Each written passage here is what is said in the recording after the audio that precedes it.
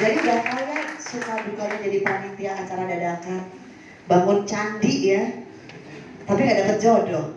Kasian Mama Niki. Oke, kita masih punya berapa banyak goodie bag, Mbak? Ada 10.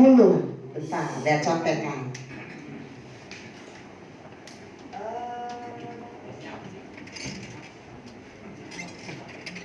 Saya mau tahu yang tadi pagi datang duluan. Waduh, ngaku-ngaku gak nih? 10.30 bukan pagi, siang. Yang datang jam 8 saya mau tahu.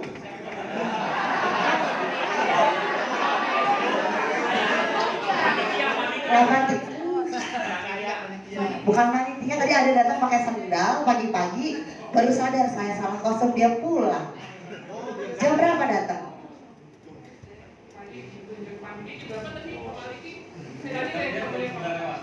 Ya 9 lewat. Lu apal banget lu? Oh lu gak pengen dia menang? Jam berapa? Sini aku mau kenalan dulu.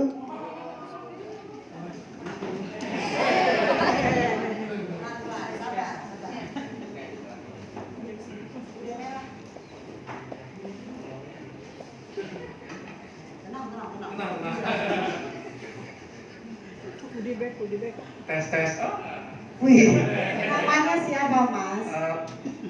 Tapi saya mau kasih disclaimer dulu ya. Oh iya. Disclaimernya adalah saya sadar ini. Jadi lidah saya tidak bisa membunyikan sebuah ya. Tapi kalau ditulisan nggak cadel. Ya iya. Ya, ditulisan tapi nggak ya. Oke. Nama saya Budi Rinoso. Budi Rinoso. Ya, di LinkedIn saya namanya adalah Budi Rinoso dengan moto profesional abaikan kelemahan, bangkit melalui kekuatan.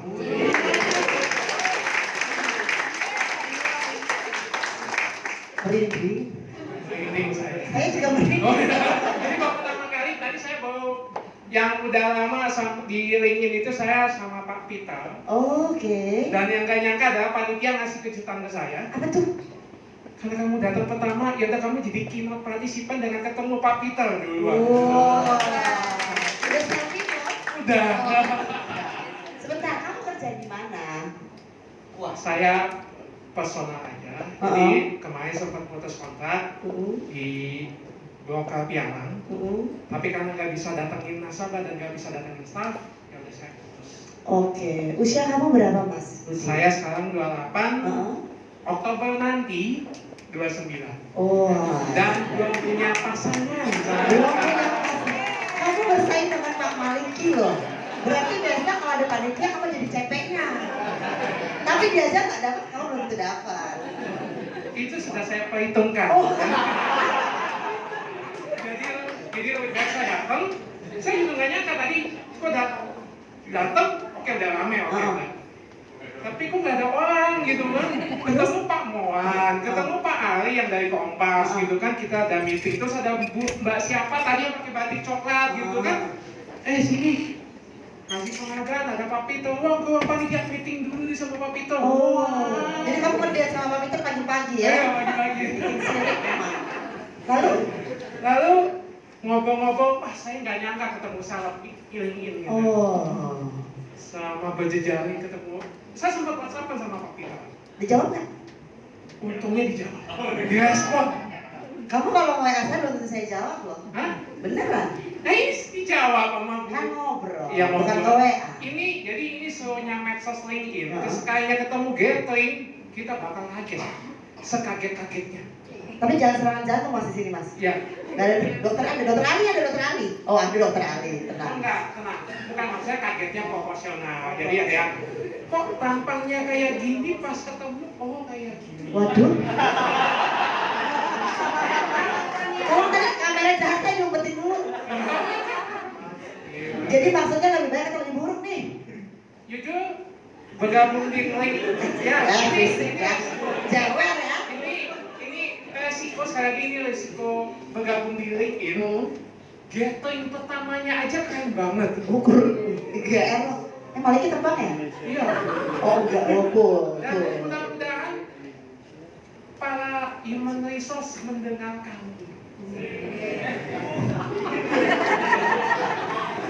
Terus sebentar, kenapa ketawa? Saya tanya kenapa ketawa? R lagi ya?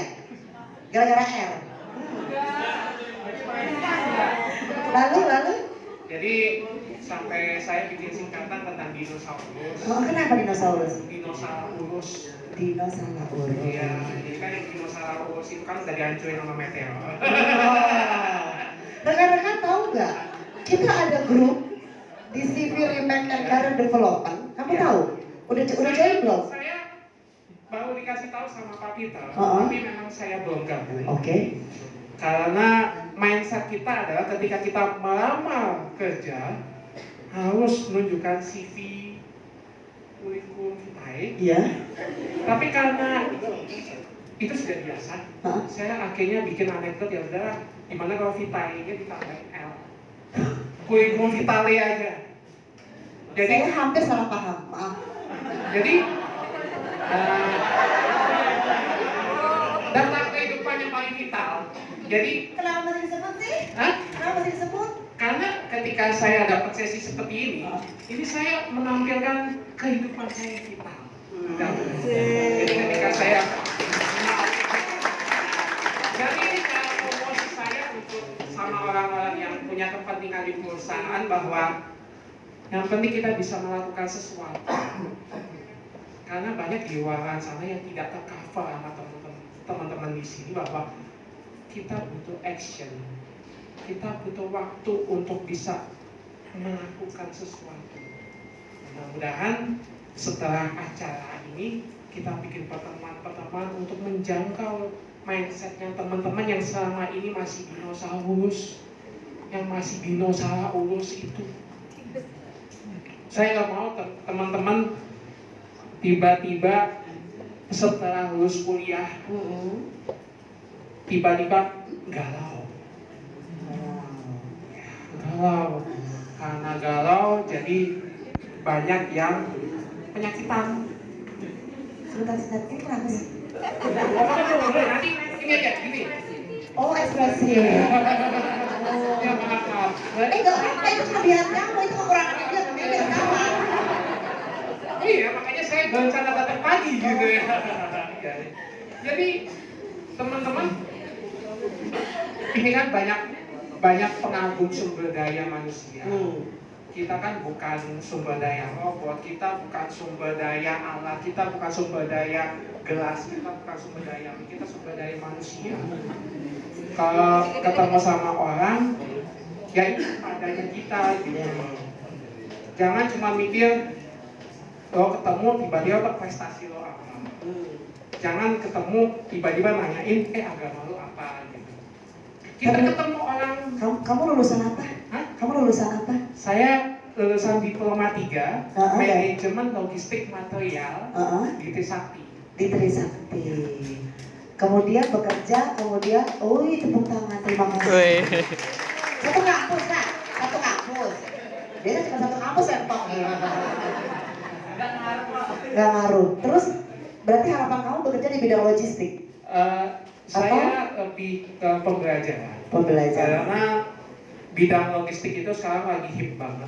Lagi sampai-sampai waktu pertemuan perguruan tinggi itu Pak Jokowi memanggil rektor atau ketua perguruan tinggi yang menyediakan jurusan logistik.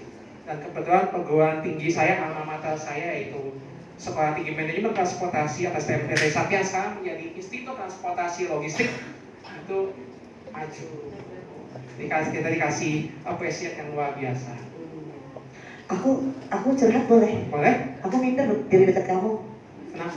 Kamu kan lulus sekolah, lulus kuliah. Tapi sebenarnya ada hal di balik itu. Apa tuh? Saya setelah di wisuda saya harus mengurusi kesehatan saya. Saya punya pengalaman medis sehingga saya harus menjadi pasien. Dan sekarang Geser sini yuk, kasihan mata gue juga sakit. Jadi saya mau sharing sedikit bahwa saya sekarang mempunyai tiga riwayat kesehatan yang harus saya urus sehingga saya sampai saat ini belum punya kegiatan tetap. Makanya kemarin kamu ke SCM, Ya. mau bayar susah. Makanya Mas Malik yang bantu. Mbak, kasih dulu gift-nya ke Budi Rinoso.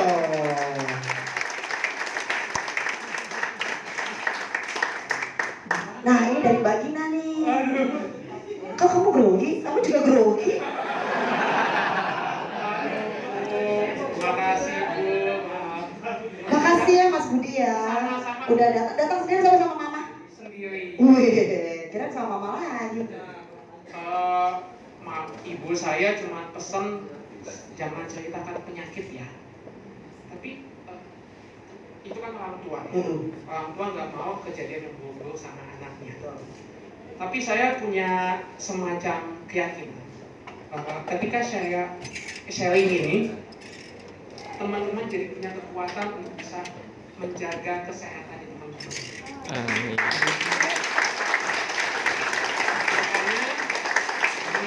Makanya di akun LinkedIn saya menyatakan moto profesional, tapi motonya bukan nama perusahaan atau bukan nama posisi lama baru itu, tapi saya menyatakan moto profesional saya itu abaikan kelemahan, bangkit melalui kekuatan. Nanti kita selfie ya, aku pengagum kamu loh. Makasih. Boleh nanti mudah-mudahan kalau saya diizinkan naik kelas, mungkin setelah jadi partisipan dan jadi keynote partisipan, saya bisa jadi keynote speaker. Karena udah banyak materi juga yang mungkin suatu saat saya mau bagikan. Kalau misalnya ketemu dengan panitia yang tepat, mudah-mudahan bisa mengandung nilai jual yang tinggi. Tak kasih tahu tuh yang berdiri tuh, itu punya IO. Nah, kontak tuh yang berdiri.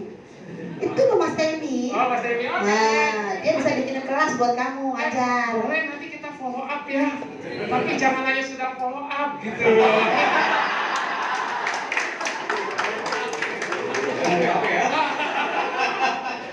Karena banyak teman-teman ini cerita tentang job suka dukanya menjadi job seeker. Jadi udah capek-capek ngurusin CV gitu kan, tiba-tiba ini apa sih, cuma nama daftar gitu kan, yang datangin orangnya susah. Bukan karena nggak bisa, ada juga orang yang nggak mau, mungkin karena nggak berani ketemu orangnya. Makanya saya merasa terhormat ketemu para pengagum human resource ini.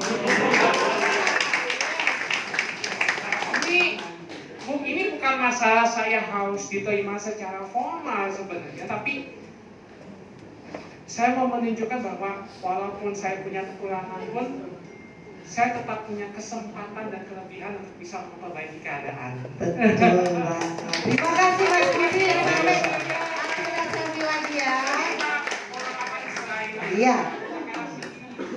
Terima kasih Pak. Gue merinding loh dengar dia ngomong, keren. Semangat.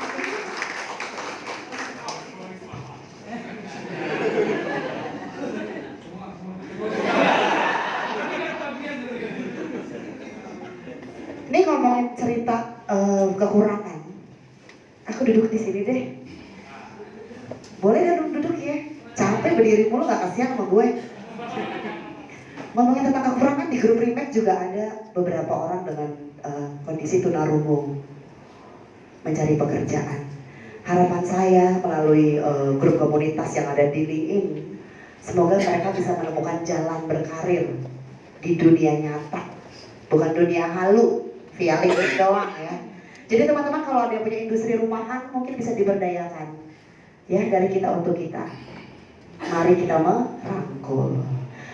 Mas Maliki mau gantian sama saya? Nggak mau. Tapi saya suruh ngapain di sini?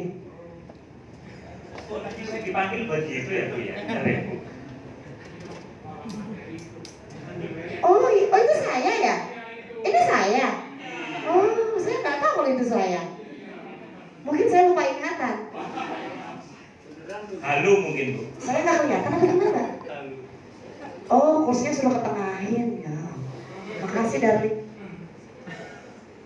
Oh, saya pindah ke sini.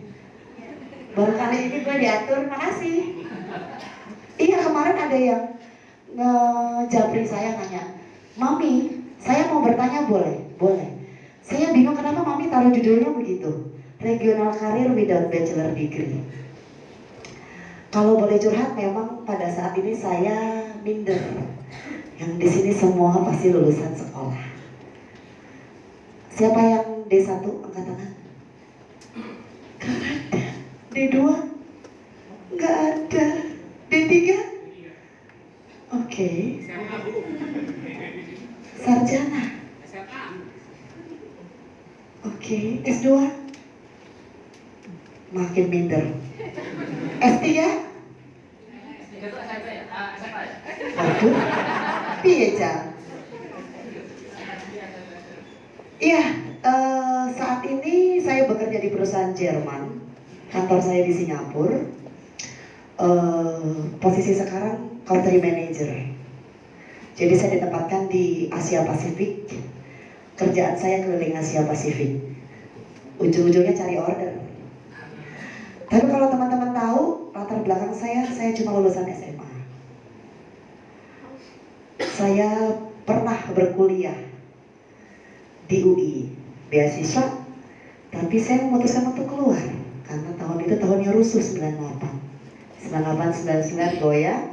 Kakak saya 2 di UI dan di Undip, saya harus ngalah karena di UI teknik dan di kedokteran berat zaman segitu. Kemudian saya menjadi penyanyi kafe di Malaysia.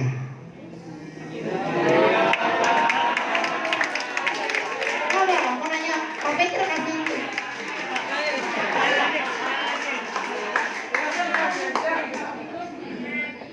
Siapa yang minta mic? Mau ngomong? Tadi siapa angkat tangan? Oh, enggak ini.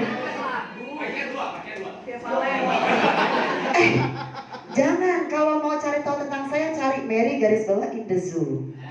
Ada YouTube-nya, ada Smio-nya, ada Instagram-nya. TikTok. Nah ini nih, gue kurang update apaan sih? Oh iya udah. Oke, saya terusin. Jadi waktu itu saya memutuskan keluar negeri. Pertama kali saya nyanyi di kafe.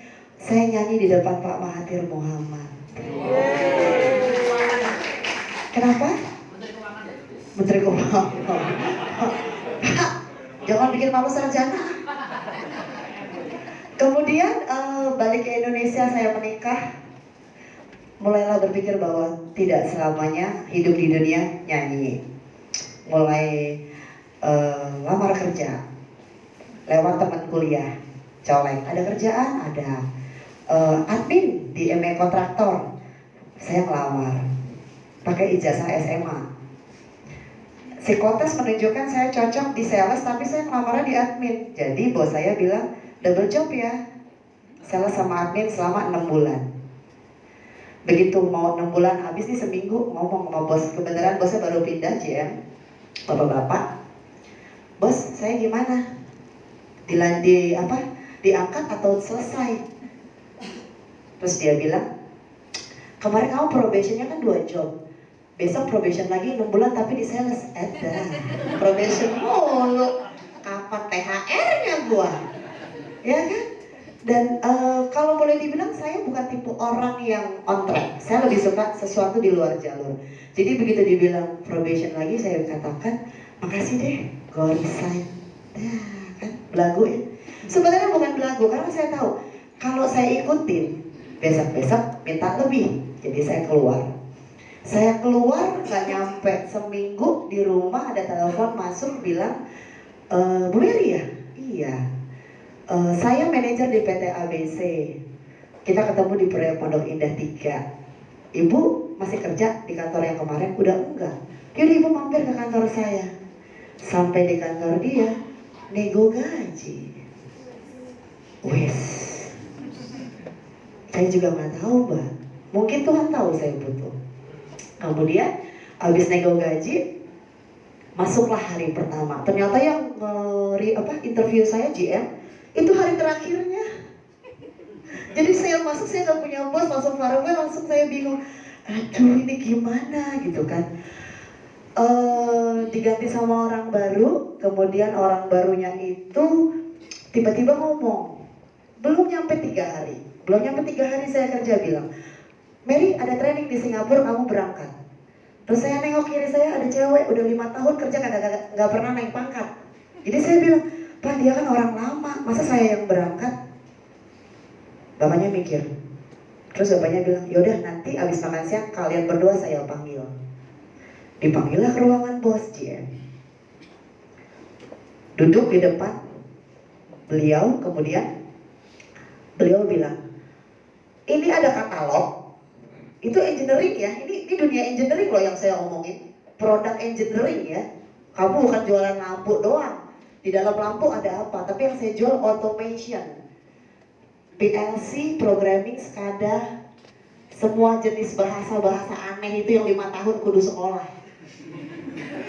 Ya, kemudian pas saya kita berdua nih Jendo ya, saya sebut dia Jendo sama saya. Anggaplah ini bosnya. Ayo, ini ada katalog bahasa Inggris, kalian baca. Saya kasih 5 menit, kasih 5 menit saya baca. Lalu dia bilang, udah selesai? Udah.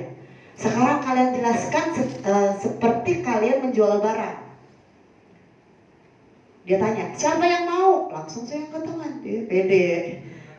Begitu angkat tangan, langsung bos bilang, tapi dalam bahasa Inggris, keringet dingin, ya kan? Nah, baru 3 hari kerja kan, keringet dingin. Mati gua udah angkat tangan, malu kan? Kemudian saya berpikir apa? Kenapa saya angkat tangan? Dia udah 5 tahun di situ nggak naik pangkat. Kalau dia duluan yang ngomong, mental saya drop nggak? Drop. Jadi apa pelajarannya? Be the first.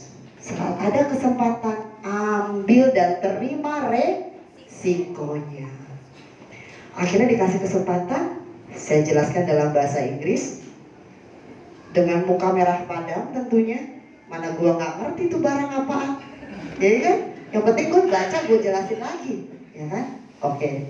Lalu dia bos tanya, ayo Jendo sekarang giliran kamu dijelasin. Ih, beruntung loh. Bahasa Inggrisnya lebih parah daripada gue. Bener gak?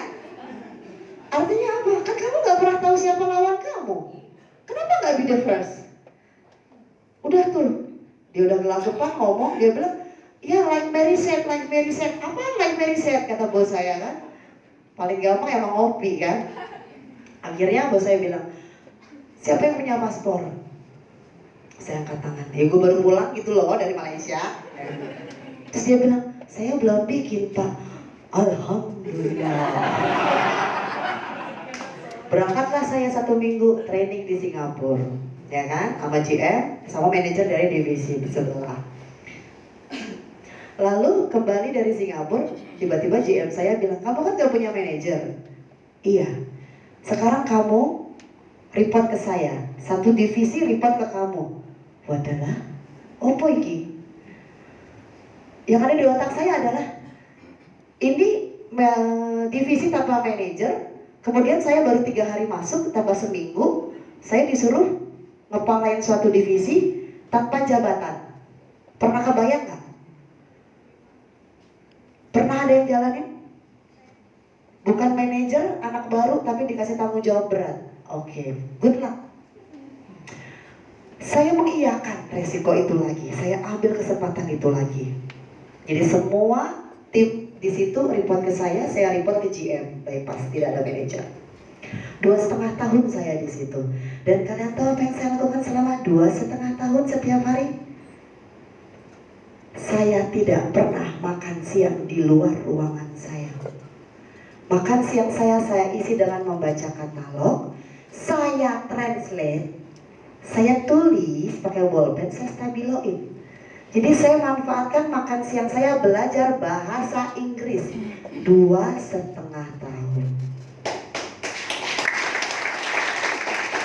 Gak punya duit buat kuliah. Yang pertama, waktunya gak ada. Jadi saya lakukan yang bisa saya lakukan. Saya tidak mau membuang waktu. Alhasil 2,5 tahun kemudian, kantor saya di take over sama perusahaan Asia terkenal sekarang. Divisi saya ditutup. PMP apa tuh kemarin? MPP ya? MPP? MPP, iya tuh. Man Power Plan. Nah, PHK besar-besaran, pensiun dini. Semua orang di divisi saya kena kecuali saya. Ternyata CEO saya orang Singapura berpikiran dia mau mempertahankan saya. Tapi karena satu-satunya orang yang tinggal di divisi itu adalah saya disuruh jadi auditor. Ya salam dari sales ke auditor kan. Begitu ngerjain proyek Senayan City, sebulan saya nangis darah. Udah gak ada orang, audit proyek. Wah udah saya give up. Makasih Mbak Peter, baik banget. Akhirnya saya menyatakan bahwa white flag boss, aku gak kuat di auditor. This is not my life. Dalam sebulan saya putuskan bahwa saya tidak mungkin bertahan di auditor. Pilihan cuma dua, pindah divisi lain atau resign. So saya memutuskan untuk resign. Jadi 2,5 tahun itu memang masa kritikal. Aku tadi belum cerita, lupa keselip. Waktu yang tadi 6 bulan probation, ingat? Saya pernah disuruh sama CEO saya perempuan untuk ketemu dengan seorang bos jam 6 pagi. Meetingnya tuh jam 6 pagi. Begitu jam 6 pagi saya nyampe, bos saya bilang, gak boleh pergi sebelum lu ketemu orangnya. Masih polos, masih bego, ya kan? Nurul. Jam 6 pagi duduk tuh di lobi. Ketemu sekretarisnya bilang, saya mau ketemu Bapak A. Iya, nanti saya sampaikan. Kemudian saya nunggu 6 pagi, 7 pagi, 8 pagi, 9 pagi, 10 pagi, 11, 12. Lapar Bu, pesannya gak boleh pulang sebelum ketemu. Tahan lapar. Mau kencing aja sampai izinnya setengah mati. Ntar kalau saya ke toilet lama, dia datang gak ketemu, udah dia tahan-tahan. Sampai jam berapa? 9 malam. Saya duduk di sana sampai jam 9 malam. Mau cantik lo, udah kucel, lapar kan. Nah, sampai jam 9 malam, begitu sekretaris mau pulang, dia lihat saya. Enggak, masih di sini. Iya. Bapakku belum datang. Belum. Waduh, dia langsung telepon bosnya. Pak, tamunya masih di sini loh dari tadi pagi jam 6. Setengah 10 dia datang. Langsung bilang apa? Saya minta maaf saya buat kamu menunggu selama ini. Inilah titik balik hidup saya yang tidak pernah saya ketahui beberapa tahun kemudian. Kesan yang saya tinggalkan di mata dia melekat. Begitu dia pindah ke proyek lain, dia telepon saya. Mary, kamu di mana? Nganggur, Pak. Waktu itu saya habis lahiran anak keempat. Kesini Nduk, manggil aku Nduk. Kesini Nduk. Begitu saya datang, dia cerita ada temannya punya perusahaan mau bangkrut. Saya waktu itu cuma sampai level manajerial ya, berhenti kerja. Karena saya memilih untuk mengamankan diri. Kalian tahu kan proyek pemerintah seperti apa?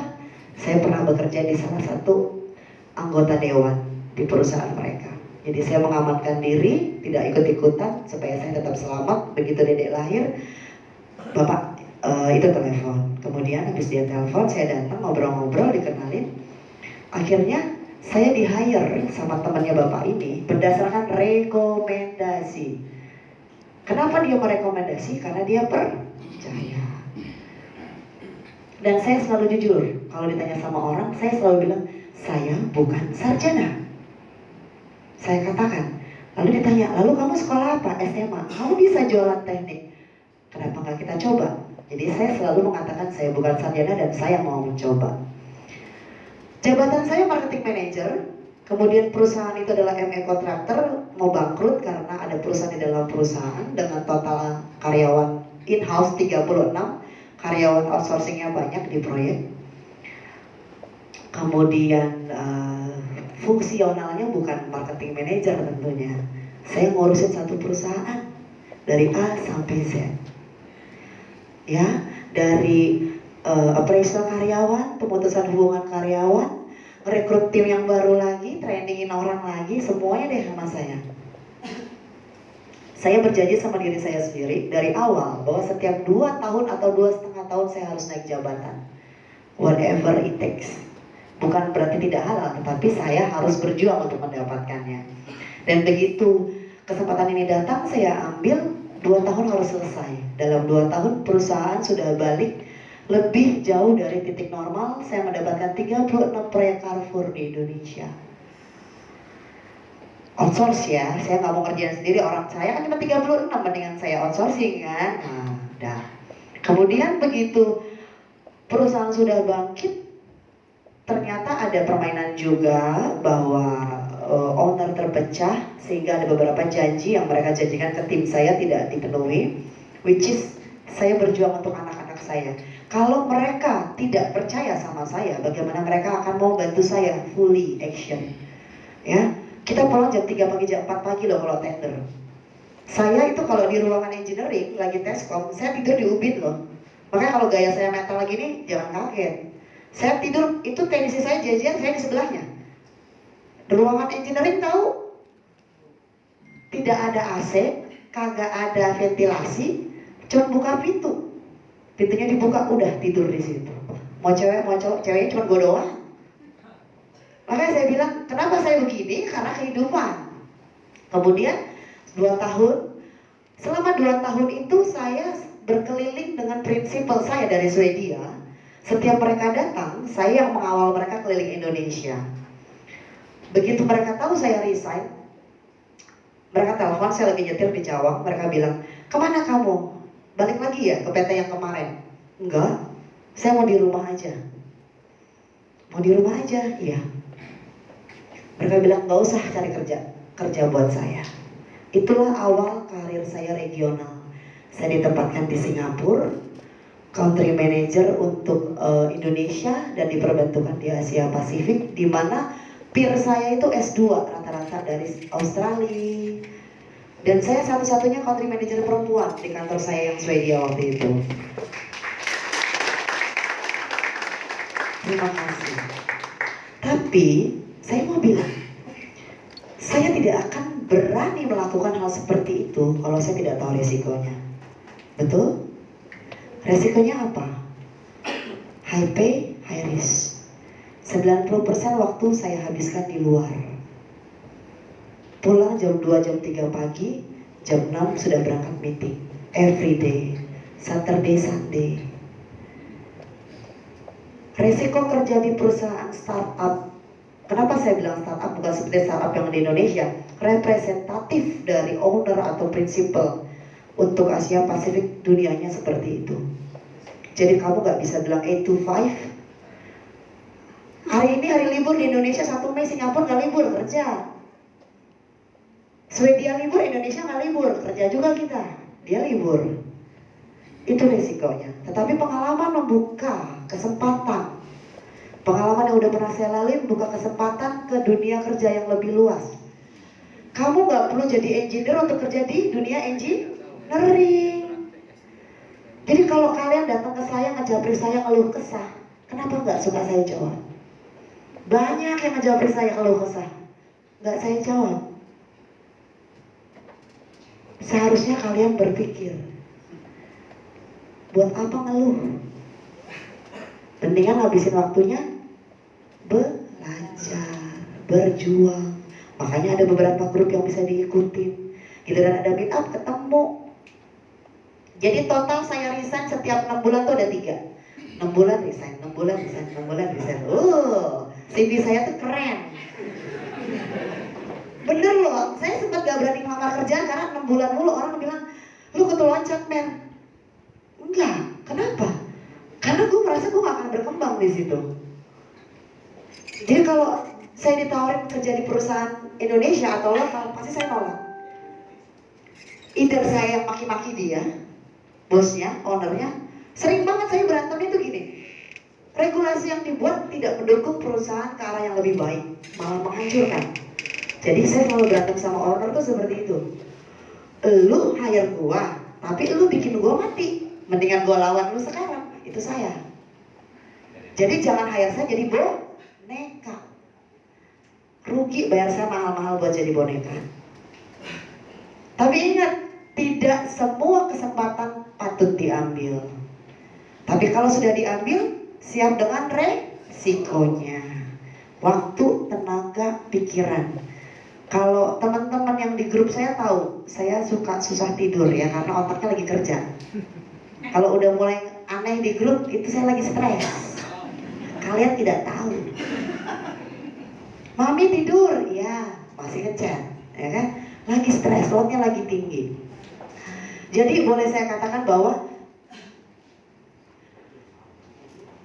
saya cukup di keluarga saya ya, keluarga inti kakak saya yang pertama lulusan S2 dari Manila beasiswa, yang kedua kedokteran.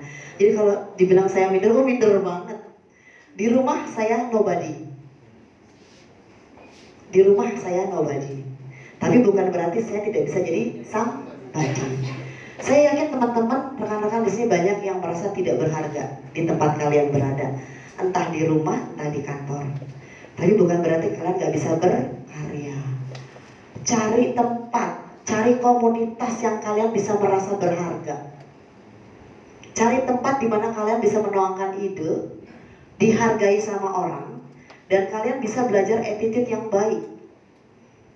Cari mentor. Tadi Pak Roh bilang cari mentor. Lu di mentor gue loh. Pertama kali ketemu Pak Roh, ternyata kita punya persamaan. Tidur 4 jam sehari. Tas dulu. Ya kan Pak ya? Oh, Pak. Oh iya. Oh. Tapi beda kita Pak online-nya. Nah, lalu kalau ada uang, ada dana, mau sekolah monggo. Tapi tidak menjamin kamu bisa sukses. Kamu gak pernah membuka link. Atau, sorry to say, banyak rekan-rekan yang S2 gayanya kepala di atas. See? Ngeliat orang begini nih, gak kelihatan saking tingginya. Siapa lo? Gitu kan? Kenapa? Kalian selalu berpatokan gue S2, gue beasiswa. Hey, kita gak butuh itu. Kenapa? Kalau kamu gak berguna untuk society, komunitas, orang gak akan hargain kamu. Lu mau ngomong apa di depan sini juga gak ada yang denger, pulang. Bener gak? Nah, jadi tadi saya bilang cari komunitas, tempat, wadah yang tepat untuk kalian membangun diri. Tidak peduli berapapun usia kalian loh. Saya banyak belajar dari yang muda-muda, saya banyak belajar dari yang tua. Bukan berarti mereka tidak bisa memberikan ilmu, mereka bisa memberikan ilmu, cuman kadarnya. Kita lagi butuh ilmu dagang, belajar sama sales, marketing. Lagi butuh ilmu logistik, belajar sama orang logistik. Jadi kalau ditanya, saya bisa apa? Dari A sampai Z saya bisa ngerjain, tapi emang pada nggak fokus, maklum, disuruhnya kepaksa, kan gitu. Yang saya mau teman-teman dari LinkedIn pelajari adalah manfaatkan relasi di LinkedIn. Saya mendapatkan pekerjaan yang sekarang di perusahaan Jerman karena saya pada Desember tahun lalu merubah profil saya, looking for opportunity in Asia Pacific. Tiba-tiba ada yang ngejabrik, kamu kerja di EMA ya, engineering, automation? Iya. Berapa tahun? Belasan tahun. Merek apa yang sudah kamu pegang? Ada lebih dari 7 merek. Langsung dia, boleh ketemu Januari, saya terbang dari Jerman. Ketemulah Januari di Cikini. Langsung nego gaji. Jadi yang pertama adalah bangun link. Manfaatkan sosial media untuk membangun link, bukan buat cari pacar. Jangan salah, saya pernah curhat kan, ada yang japri saya ngajakin pacaran. Dia nggak lihat gue galak. Kamera jahat. Ini kamera paling jahat sedunia. Semoga nggak kecewa ya. Tapi itu benar. LinkedIn bisa dimanfaatkan untuk mencari pekerjaan dengan cara yang berbeda tanpa kalian perlu apply. Without apply. Biarkan mereka yang datang ke kita karena mereka melihat branding kita. Makasih Pak. Ada yang mau tanya? Oke. Pak Peter tolong bantu mikrofonnya. Cuma satu nih, ntar dapat hadiah loh. Assalamualaikum warahmatullahi wabarakatuh. Selamat sore semuanya. Nama saya Raja. Saya mau nanya tadi Ibu ada nyebutin kalau nggak semua kesempatan itu bisa diambil. Kalau dari Ibu sendiri itu maksudnya gimana sih kesempatan yang nggak bisa kita ambil itu? Terus yang kedua, Ibu kan ini beda banget karena jadi seorang regional manager, regional apa sih? Manager udah ya? Itu kan banyak tugasnya. Sementara ibu adalah wanita yang banyak banget tugasnya juga di rumah. Ada anak dan juga ada suami. Kira-kira gimana sih cara ibu manage waktu supaya kita juga bisa belajar dari ibu? Terima kasih. Terima kasih. Tadi pertanyaannya yang pertama adalah ngeblank gue. Kan? Mulai. Jadi tidak semua bisa diambil. Begini, begitu dapat tawaran, jebret, teliti dulu perusahaannya perusahaan apa. Track recordnya gimana? Apakah mungkin kalian bekerja di dunia mereka dengan budaya mereka? Saya pernah interview dengan orang Vietnam, perusahaan Swedia juga, bulan Januari. CFO-nya ketemu saya, kita ngobrol, HR manager sama CFO dari Vietnam datang, karena saya di Asia Pasifik lagi. Nggak tahu, gue nggak laku di Indonesia, nggak tahu kenapa ya. Kemahalan ya. Pengen loh pindah ke, ada nggak yang mau hire? Iya memang, itu kalau udah dari regional ke Indonesia pasti orang bilang kemahalan. Padahal bukan itu. Respect. Saya malah lemah Pak, karena saya tidak pernah di big management, saya selalu di lead management. Kalau dibilang tidak perlu diambil, kenapa? Kamu lihat budayanya, gimana regulasi. Dari sesi interview, bukan sesi kita ditanyain. Saya tidak pernah menganggap sesi interview adalah sesi saya diinterogasi. Sesi itu adalah sesi seimbang, balance. Lu tanya, gue balik nanya. Lu cari tahu tentang gue balik cari tahu tentang lu. Ya, jadi biar gak grogi, biar gak stres. Ya, dari malam udah pernah gak bisa tidur kan? Ngapain stres? Pikirin pertanyaannya yang mau ditanyain apa. Jadi balik bertanya. Begitu kalian merasa, kok jawabannya gak cocok ya? -1, berkurang lagi SWOT analisisnya. Dari situ kalian bisa gali, ambil atau tidak. Setiap ada pilihan dalam hidup, lakukan SWOT analysis, strength, weaknesses, opportunity, threats, biar gak galau. Kalian mau nanya ke orang 1000 biji juga, jawabannya gak akan ada yang sama, karena kalian yang ngalamin. Itulah mengapa saya bilang tidak semua kesempatan harus diambil. Lalu bertanya, kalau sibuk ya, anak saya 4 loh. Kenapa? Suaminya berapa? Kepo deh lo.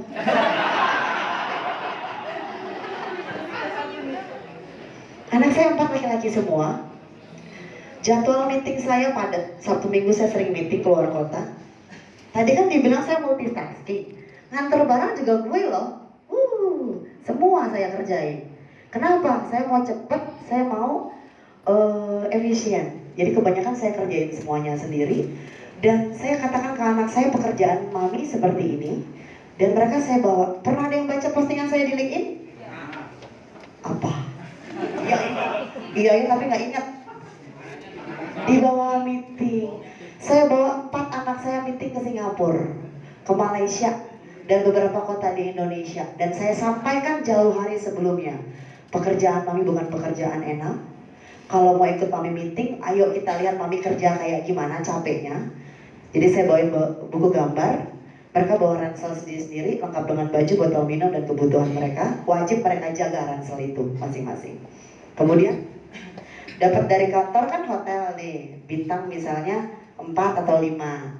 Saya turun dong, karena kan kita berlima. Ntar gue nombok, ya kan? Nah, jadi saya turun hotel, cari yang lebih murah supaya tercover budgetnya.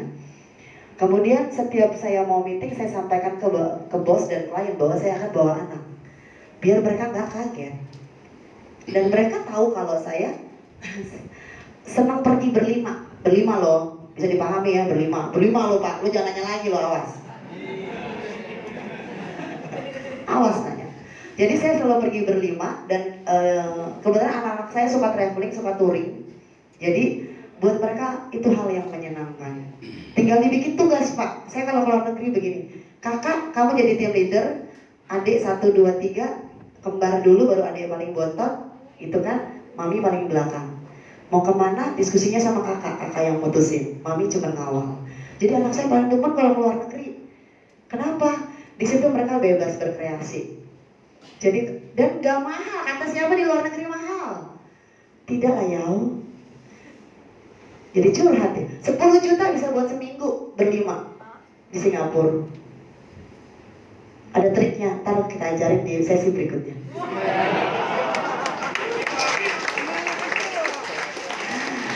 Jadi seperti itu, sampaikan kepada mereka supaya mereka bersiap. Dan orang lain, bos kita, klien kita juga prepare dan tahu. Jadi ini ruangan, saya selalu meetingnya tuh di kafe. Yang ada kolam renang, anak saya berenang, ambil 2 table anak saya, ini table saya meeting. Dan saya arrange 4 klien saya datang. Dan mereka tahu bahwa mereka yang harus datang.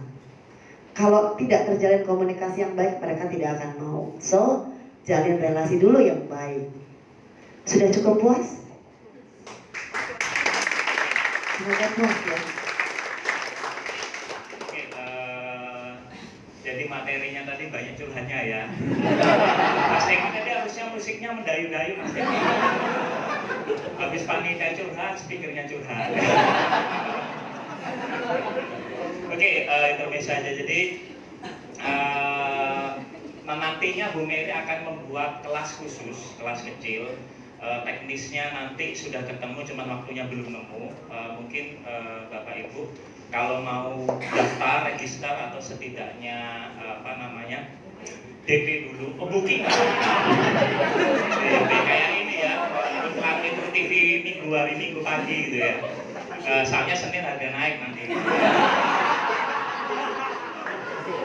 Oke, jadi nanti bisa daftar ke register, ada materi dari Bu Mary itu 4 langkah, nanti akan dijelaskan lebih detail di situ. Jadi without regular career, without bachelor degree, S3 ya, SD, SMP. Mungkin sementara mungkin itu. Iya, gift-nya dong Mbak. Gift-nya. Sebentar, saya mau tanya lulusan SMA. Ada yang lulus SMA? 1, 2, 3. Oh, pura-pura ngaku loh. Tadi lo gak ngaku lulus SMA sama gua. 1, 2. Serius lulus SMA, berdiri, nggak cuman duduk, berdiri. Tidak lulus lebih dari SMA. Aduh, mau dikerjain dong Pak Iman.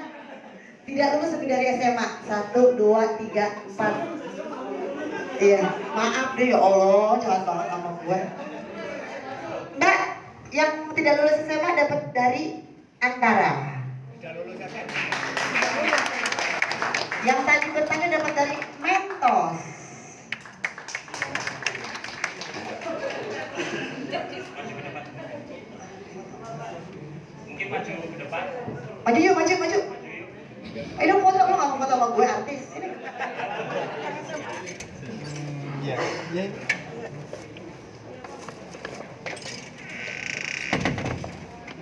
Tadi dulu, cowok semua lagi nih. Waduh, menang banyak gue. Ini ada. Bu, dekat saya Bu. Foto dulu. Inilah teman-teman saya lulusan SMA. Tepuk tangan dong.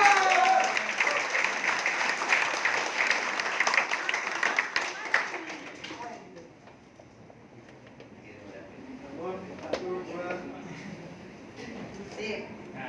Ayo Bu dipegang. Semoga sukses. Semoga sukses. Ya, semoga sukses.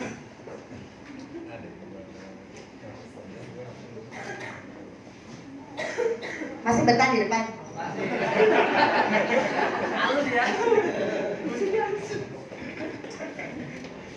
Maaf ya Pak, saya kebiasaan julid. Setiba ya Bu ya. Iya, cocok kita berdua.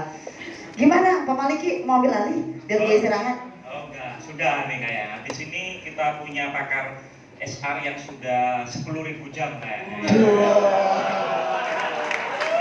Jadi kalau pernah bacanya buku Malcolm Gladwell itu, saya lupa judulnya apa ya.